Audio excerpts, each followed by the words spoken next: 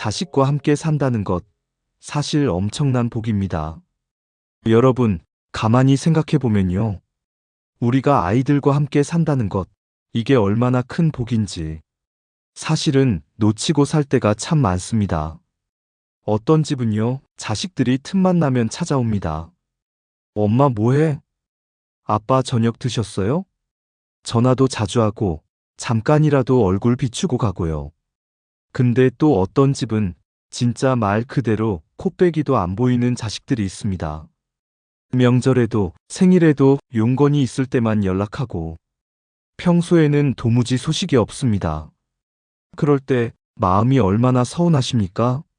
내가 도대체 뭘 그렇게 잘못했나? 언제부터 이 관계가 이렇게 멀어진 걸까? 이렇게 혼자 속상해하며 밤에 뒤척여 보신 적 있으실 겁니다. 예전에는 외로움이 찾아오면 그래도 좀 쉬웠습니다. 친구들 만나서 수다 떨고 술 한잔 기울이면 속이 좀 풀리기도 했죠. 어른들 농담처럼 그러셨잖아요. 외롭고 심심하면 친구 만나. 안 되면 바람이라도 피워. 이렇게 웃으면서 말이죠.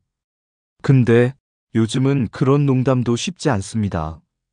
친구들도 다 바쁘고 바람 같은 소리 했다가는 이제 바로 법정으로 가는 시대가 됐으니까요. 그렇다면 결국 남는 건 뭘까요? 좋든 싫든 서운해도 그리운 이름. 바로 가족, 그리고 자녀들입니다. 그런데 이 가족이라는 게 참 묘합니다. 평생토록 가장 간절하게 붙잡고 싶은 존재이면서도 어느 날은 문득 가장 큰 족쇄처럼 느껴지기도 합니다. 가족이니까 당연히 이 정도는 해야지. 가족인데 이 정도 말도 못해? 이 말 안에 수많은 상처와 오해와 서운함이 엉켜 있는 걸 우리는 알고 있습니다.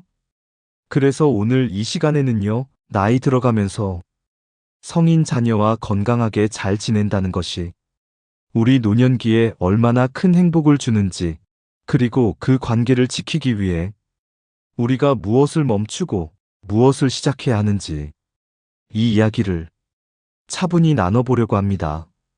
여러분이 지금 떠올리는 그 아들, 그 딸, 그 며느리, 그 사위의 얼굴을 마음 한켠에 살짝 올려놓고 천천히 우리 이야기를 시작해 보겠습니다.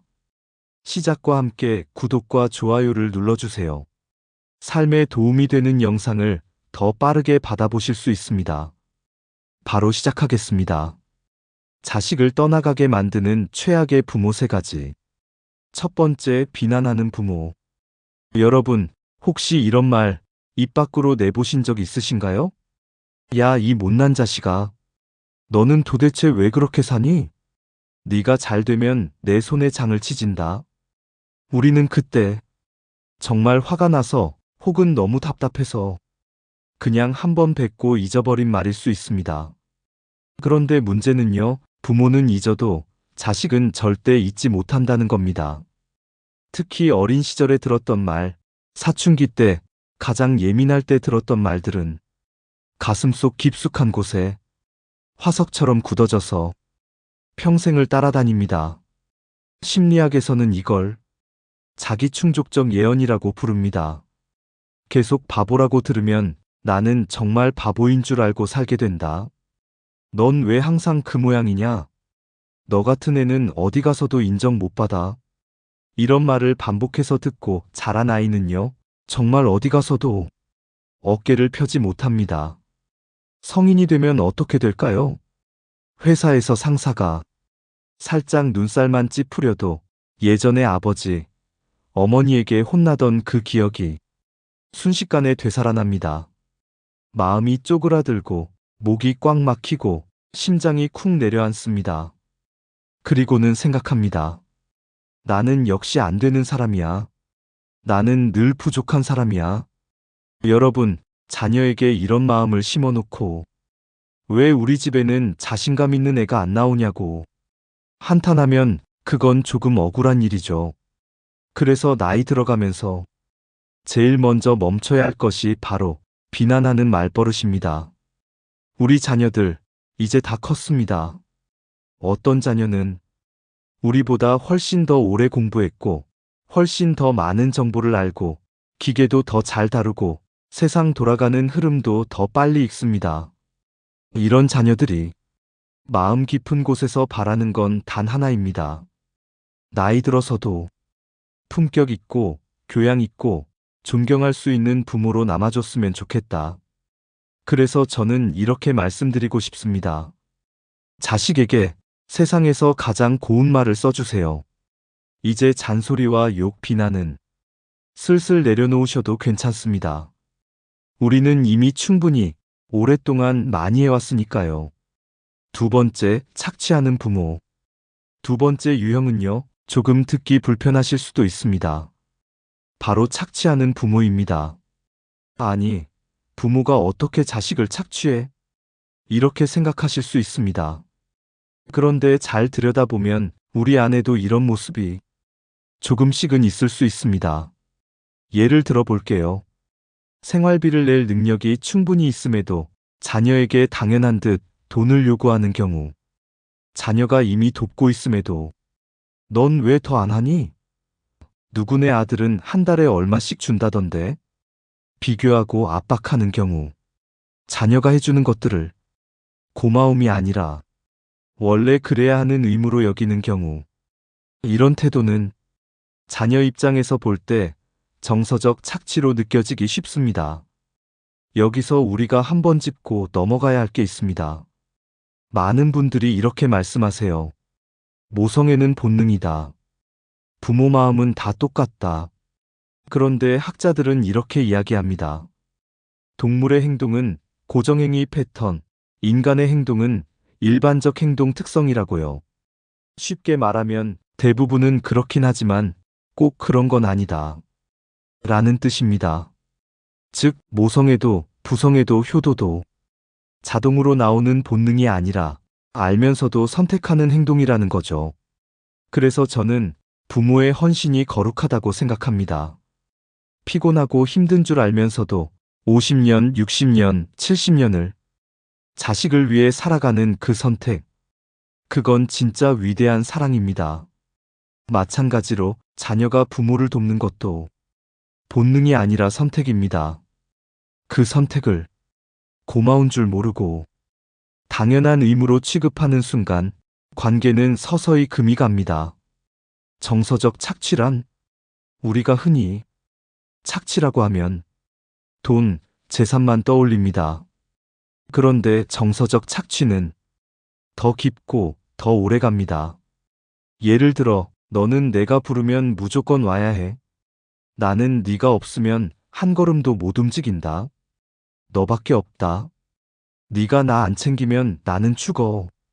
이런 말들로 자녀의 시간을, 감정을, 삶 전체를 부모를 위해 온전히 묶어두는 것. 여러분, 이건 자녀에게 영혼의 빨대를 꽂는 일입니다. 물론 아플 때 도와달라고 말할 수 있습니다. 힘들 때 기대고 싶을 수 있습니다. 하지만 성인이 된 자녀는 이미 자기만의 세계를 갖고 살아가는 사람입니다. 그러니 우리가 할 수 있는 최선은 명령이 아니라 요청으로, 강요가 아니라 부드러운 부탁으로, 그리고 도와줬을 때는 당연하지가 아니라 정말 고맙다라는 말로 답하는 것. 이 태도가 없으면 자녀는 서서히 그 집 문을 덜 두드리게 됩니다. 세 번째, 엄살 심한 부모. 세 번째 유형은요, 엄살이 너무 심한 부모입니다. 여러분 주변에도 이런 분들 계시지 않습니까? 아이고, 아이고, 아이고. 난 요즘 머리부터 발끝까지 안 아픈 데가 없다. 나는 이제 다 끝났어. 망했어. 죽어야 돼. 물론, 나이 들면 여기저기 안 아픈 데가 거의 없습니다. 진짜로 힘듭니다. 정말로 아프고, 정말로 답답한 날들이 많습니다. 그런데, 자녀 입장에서 이 말을 만날 때마다, 전화할 때마다 들어야 한다면 어떨까요? 처음에는 연민이 생깁니다. 우리 엄마 많이 힘드신가 보다. 우리 아버지 진짜 고생 많으시다.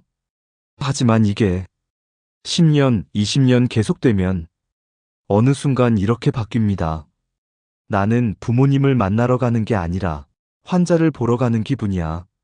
그 순간부터 자녀의 발걸음은 점점 더 무거워집니다. 여러분, 우리가 바라는 건 그런 관계가 아니잖아요. 자녀가 우리를 보면서 우리 엄마, 우리 아버지는 나이 들어도 여전히 멋있다. 힘든 와중에서도 유머가 있고 나를 보면 웃어주는 사람이다. 이렇게 느끼기를 원하잖아요. 그래서 저는 이렇게 제안 드리고 싶습니다. 아픈 건 숨기지 마세요. 솔직하게 말해도 됩니다. 다만 만날 때마다 죽겠다, 못 살겠다가 아니라 여기도 아프고 저기도 아픈데 그래도 견딜만하다. 병원에 다니면서 관리하고 있다. 네 얼굴 보니까 힘이 난다. 이렇게 말해주면 어떨까요? 자녀는 그때 이렇게 느낄 겁니다. 우리 부모님은 여전히 나에게 힘이 되는 사람이구나. 그리고 그런 부모를 만나러 가는 길은 조금 덜 무겁고 조금 더 기다려지는 길이 될 겁니다. 성인 자녀와 평생 잘 지내는 3가지 방법. 자, 이제 반대로 이야기해 볼까요? 어떻게 하면 성인이 된 자녀와 50년, 60년, 70년을 편안하게, 즐겁게 서로 상처 덜 주면서 함께 걸어갈 수 있을까? 첫 번째, 섭섭함을 내려놓고 바쁨을 인정해주는 부모. 요즘 자녀들 정말 바쁩니다. 아침 5시에서 7시 사이에 눈 뜨고 출근해서 일하고 회의하고 보고하고 저녁에는 회식 모임 야근. 집에 돌아오면 9시, 10시, 11시입니다. 우리가 그 시간에 전화를 하면 못 받을 수도 있습니다. 카톡을 보내도 혹은 읽어놓고 답을 못할 수도 있습니다. 그렇다고 얘가 나를 무시하는구나. 단정 짓지 않으셨으면 좋겠습니다. 오히려 저는 이렇게 말씀드립니다.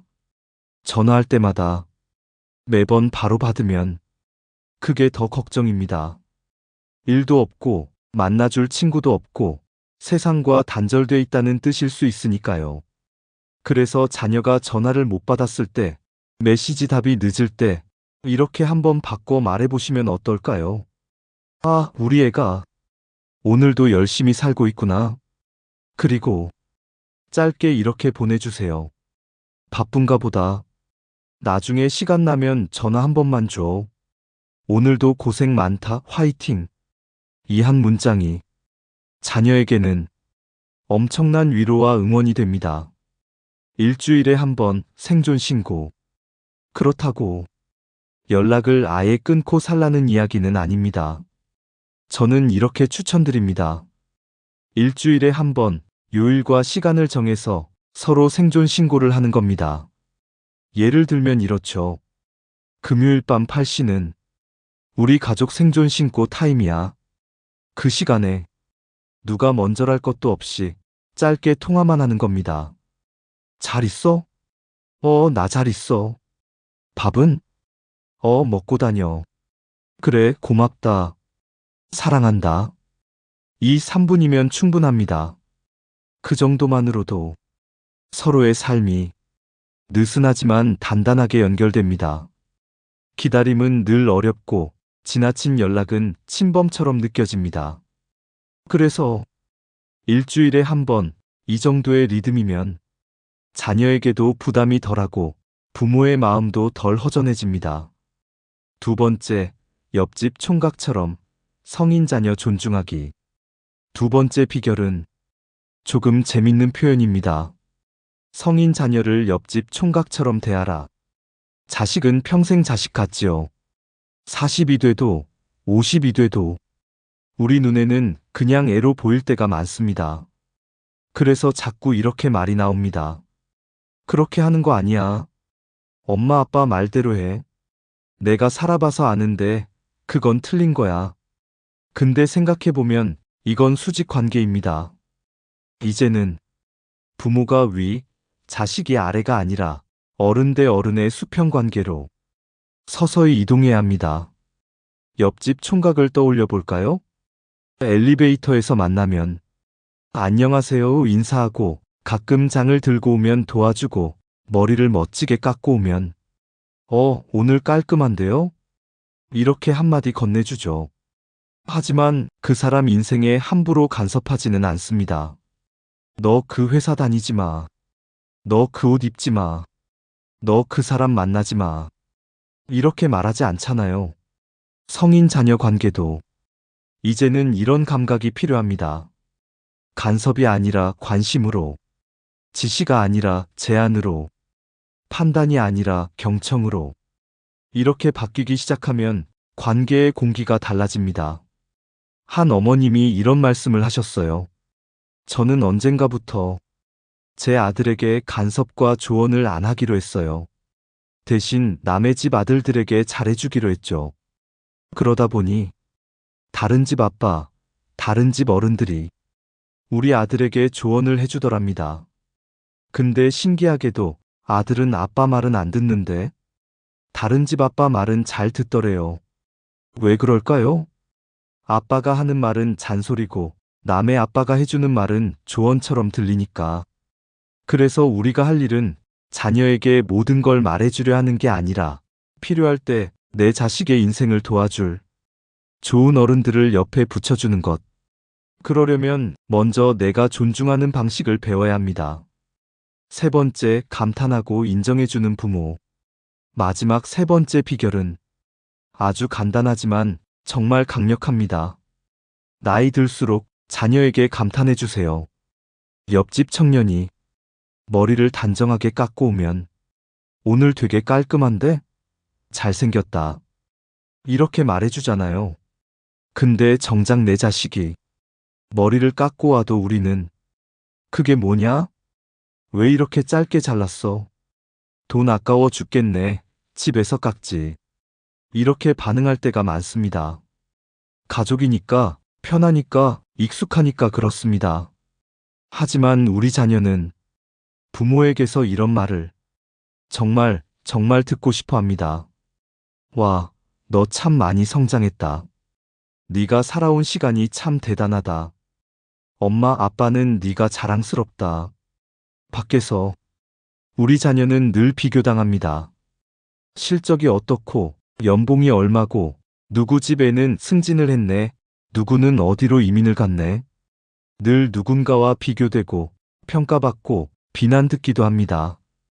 그래서 저는 이렇게 여쭙고 싶어요. 여러분 댁은 자녀에게 어떤 장소인가요? 평가받는 곳, 판단당하는 곳, 잔소리 듣는 곳, 아니면 우리 집만 오면 나는 살아나는 것 같아. 우리 집만 오면 나를 잘했다고 말해주는 사람이 있어. 우리 집만 오면 나를 그냥 나로 받아주는 부모가 있어. 이렇게 느끼는 곳인가요?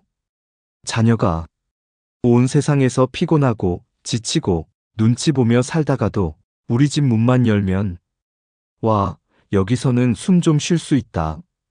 이렇게 내쉬게 만드는 부모. 그 부모가 바로 감탄하고 인정해주고 존재 자체를 사랑해주는 부모입니다. 우리 집이 자녀에게 숨 쉴 수 있는 집이 되기를. 여러분, 우리는 이제 100세 시대를 살아갑니다. 자녀와 함께 보내야 할 시간이 앞으로도 수십 년은 남았습니다. 예전에는 자식 키우고 시집 장가 보내면 부모 역할 끝이다라고 생각했지만 이제는 그렇지 않습니다. 성인 자녀와 앞으로 40년, 50년을 어떻게 보내느냐가 우리 노년기의 행복을 좌우합니다. 오늘 이야기 다시 짧게 정리해 볼까요? 자녀를 서서히 떠나가게 만드는 최악의 부모 세 가지. 비난하는 부모. 말이 화살이 되어 자녀의 가슴에 박힙니다. 착취하는 부모. 경제적, 정서적으로 자녀의 삶을 붙잡아 놓으려 합니다. 엄살 심한 부모. 만날 때마다 죽겠다, 못 살겠다는 말로 자녀의 마음을 무겁게 만듭니다. 그리고 성인 자녀와 오래도록 잘 지내는 최고의 부모 세 가지. 섭섭함을 내려놓고 바쁨을 인정해주는 부모. 전화 못 받아도 답이 늦어도 괜찮다. 넌 지금 열심히 살고 있구나.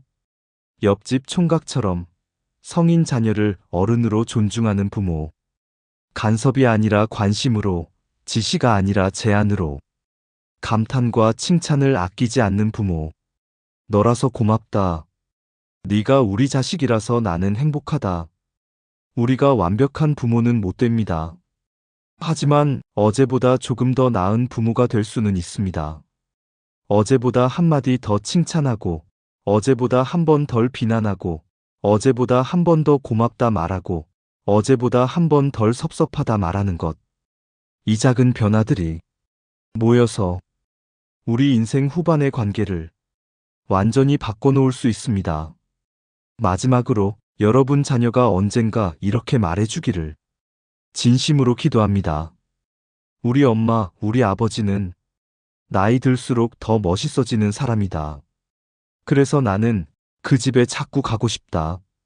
오늘 영상이 여러분의 마음에 작은 힌트 하나, 위로 하나가 되었기를 바라면서 여러분의 인생 후반전이 외로운 노년이 아니라 함께 웃는 시간이 되기를 진심으로 응원하겠습니다. 고맙습니다.